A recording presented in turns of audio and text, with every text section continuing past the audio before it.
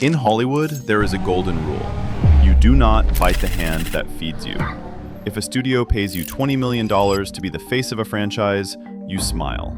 You sell the lunchboxes. You pretend to love the source material. But Robert Pattinson didn't do that.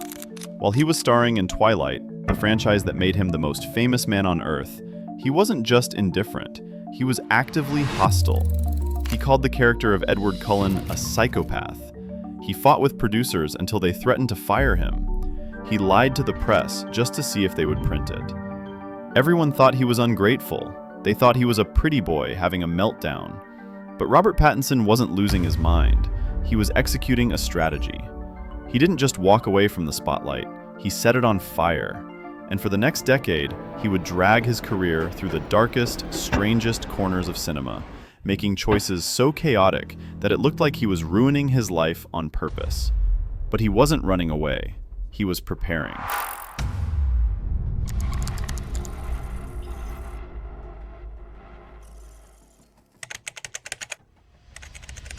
To understand why Robert Pattinson took a flamethrower to his early career, you first have to understand the sheer, suffocating scale of the machine he was trapped inside. In 2008, Twilight didn't just make him famous, it turned him into a product. His face was on lunchboxes, bedsheets, and action figures. To the studio, he was a golden goose. To the fans, he was the perfect romantic lead. But to Robert Pattinson, Twilight wasn't a romance. It was a horror movie. While the studio was trying to sell a love story, Pattinson was reading the books and coming to a very different conclusion. In interviews, often with the studio publicist standing right next to him, he would describe Edward Cullen not as a dream boyfriend, but as a psychopath. He famously said that if Edward wasn't a vampire, he would be an axe murderer. He called the original book a story that shouldn't be published.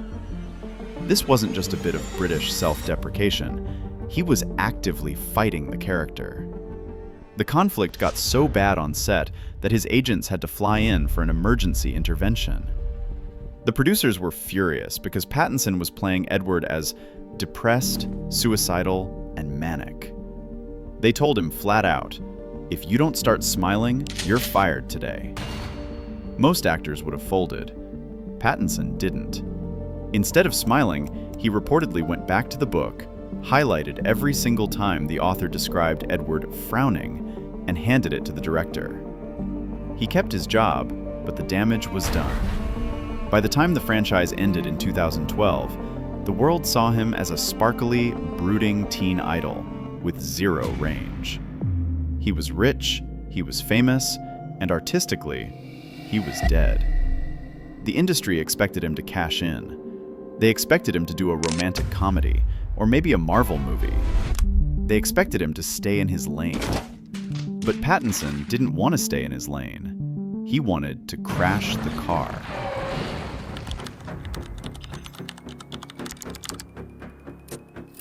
When the Twilight checks cleared, Robert Pattinson had enough money to never work again. Or, more likely, enough money to buy a mansion in the hills and wait for the next franchise offer.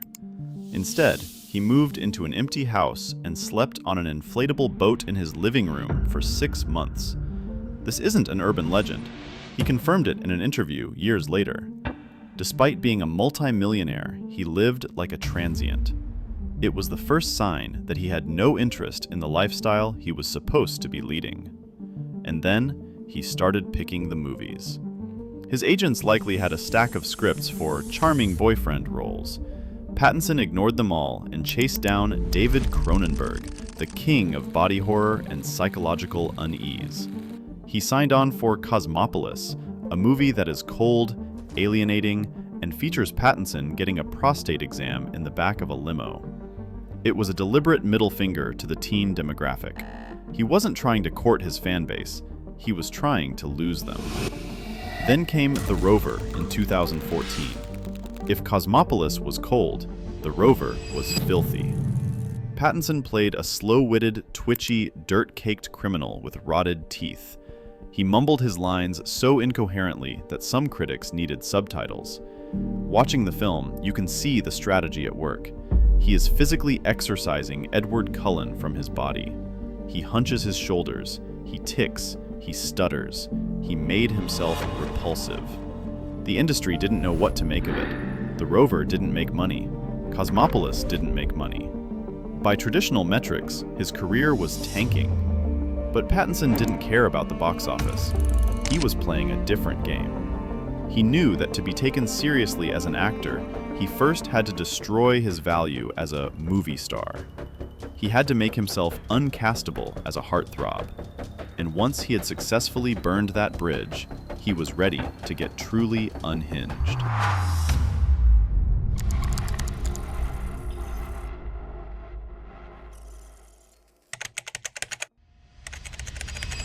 By 2017, Pattinson had stopped waiting for offers entirely. He became a hunter. He wasn't looking for scripts. He was looking for energy. When he saw a promotional still for a movie by two unknown directors named the Safdie brothers, he didn't even know what the movie was about. He just sent them a blind email that essentially said, "I feel like I'm destined to do a movie with you." That email led to Good Time. In Good Time, Pattinson disappears. He bleached his hair, pockmarked his skin, and spent weeks living in a basement in Queens to absorb the grime of the character. He didn't want to look like a movie star. He wanted to look like someone you'd cross the street to avoid. He famously told the directors he wanted to look street cast, like a random guy they found on the sidewalk. The performance was electric. It was desperate, manic, and terrifying.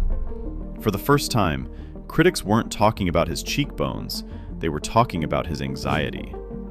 But if Good Time proved he could act, The Lighthouse proved he was insane.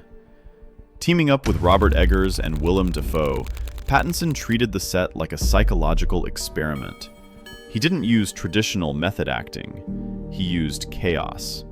Before takes, he would spin in circles until he was dizzy and nauseous. He would chew on mud. He would force himself to gag.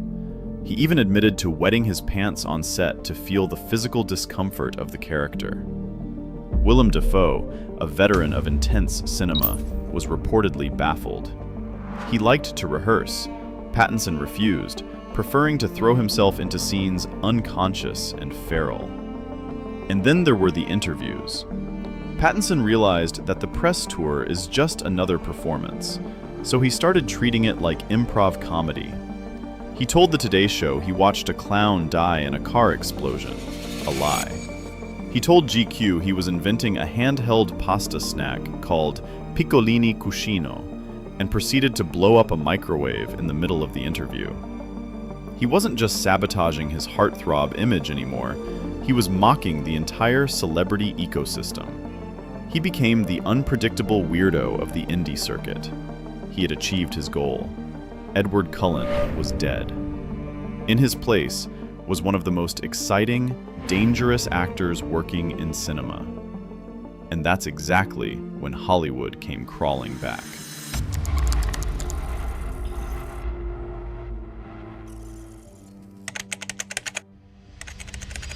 After a decade of indie obscurity, the news broke.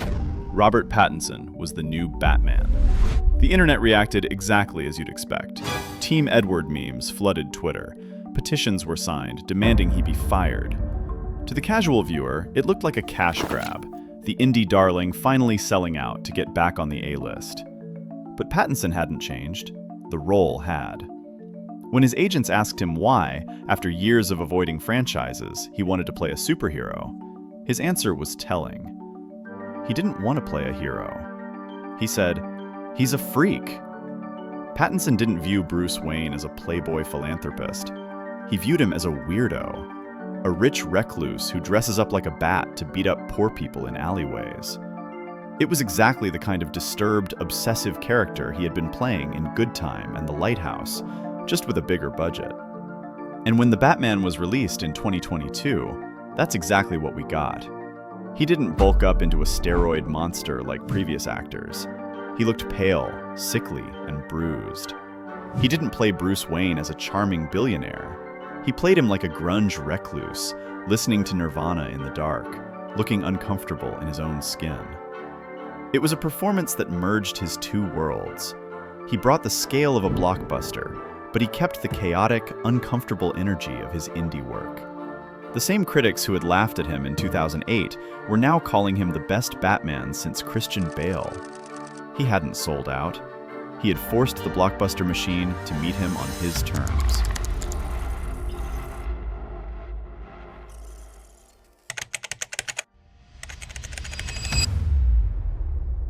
Robert Pattinson pulled off one of the most dangerous maneuvers in Hollywood history. Most actors spend their lives trying to climb the mountain of fame. Pattinson was helicoptered to the top at 22, looked around, and realized he hated the view. So he jumped off. He spent 10 years in the wilderness, destroying his own marketability, alienating his fan base, and taking roles that guaranteed he would never be put on a lunchbox again. It was a strategy that should have ended his career. Instead, it saved it. He proved that sometimes the only way to survive the franchise curse isn't to play along, but to burn it down. He torched the image of the sparkly vampire so thoroughly that when we look at him now, we don't see Edward Cullen, we just see Robert Pattinson. And nobody knows what he's going to do next. If you like this video, please subscribe to support our channel. Thanks.